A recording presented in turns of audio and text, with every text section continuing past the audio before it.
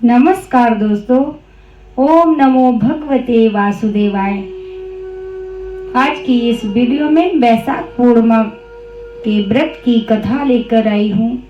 आइए श्रवण करते हैं वैशाख पूर्णिमा के व्रत की कथा। वैशाख पूर्णिमा को ही बुद्ध पूर्णिमा के नाम से जाना जाता है।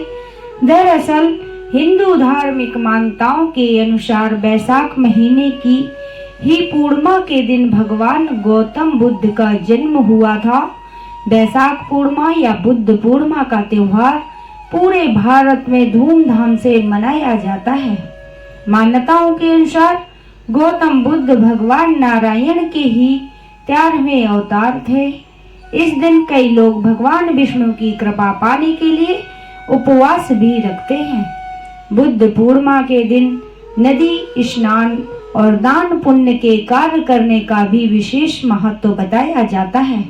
आइए इस वीडियो के माध्यम से बुद्ध पूर्णिमा या वैशाख पूर्णिमा के व्रत की कथा श्रवण करेंगे। द्वापर युग में एक बार भगवान श्री कृष्ण से यशोदा माता पूछती हैं कि आप संसार के पालन करता हो, मुझे कोई ऐसा उपाय बताओ जिससे मृत्यु लोक में किसी भी स्त्री को विधवा होने का डर ना हो और ना ही उसे निसंतानता का दुख रहे। इस पर भगवान श्री कृष्ण ने अपनी माँ से कहा, हे माते, मैं आपको एक ऐसे ही व्रत के बारे में बताता हूँ। सौभाग्य और संतान प्राप्ति के लिए हर महिला को 32 पूर्णमासी व्रत को रखना चाहिए। यह संतान और सौभाग्य की रक्षा के लिए बेहद फलदायी है। मैं तुम्हें विस्तार से बताता हूँ। कांतिका नामक एक नगर में चंद्रहास नाम का राजा राज्य करता था। उसी नगर में एक धनेश्वर नामक ब्राह्मण भी अपनी पत्नी सुशीला के साथ सकुशल रहता था। उनके घर में धन संपत्ति की कोई कमी नहीं थी, लेकिन ब्राह्मण की कोई संतान ना थी, जिसके कारण दोनों दंपति बहुत दुखी रहते थे। एक बार उस नगर में एक साधु आया जो आसपास के सभी घरों से भिक्षा मांगने के बाद गंगा नदी किनारे बैठकर भोजन कर जीवन यापन करता था।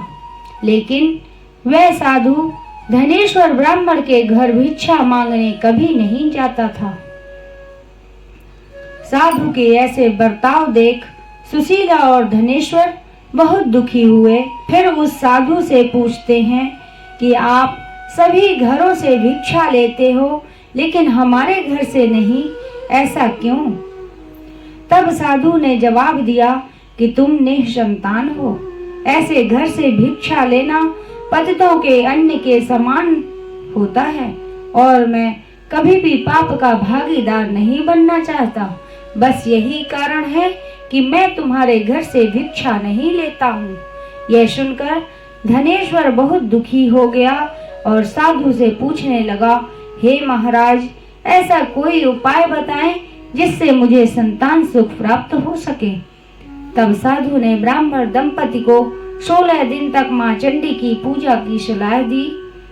इसके बाद धनेश्वर और उसकी पत्नी दोनों इस व्रत का पालन करने लगे। दंपति के इस आराधना से मां काली प्रसन्न हुई।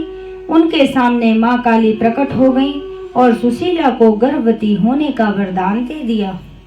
साथ ही उस ब्राह्मण दंपति को पूर्णिमा के दिन पूजा की विधि बताया।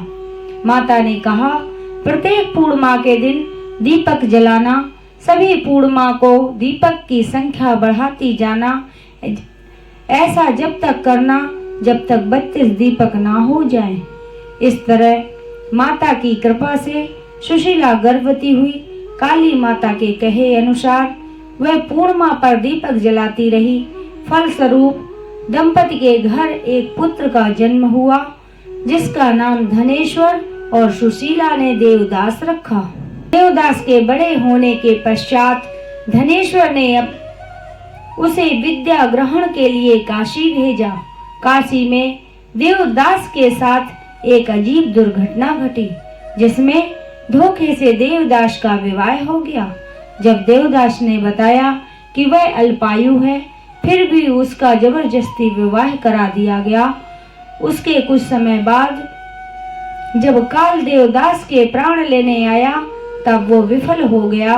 इसके बाद काल ने यमराज तक संदेश दिया कि वह देवदास के प्राण लेने में असमर्थ है।